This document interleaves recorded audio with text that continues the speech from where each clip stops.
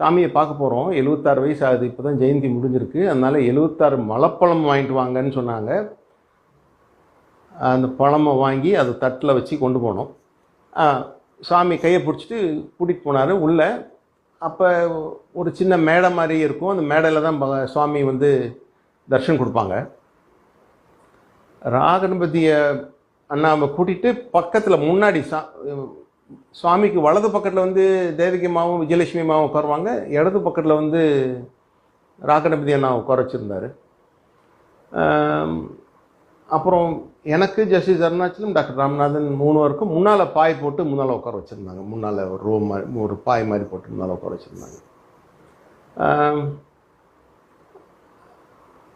அந்த சமயத்தில் சாமி வந்து ராகணபதினாக்கு பயங்கர பிளெஸ்ஸிங்ஸ், முதுவை தடை கொடுத்து அடித்து அதெல்லாம் பண்ணிட்டு இருக்கும்போது சாமி அவங்களுடைய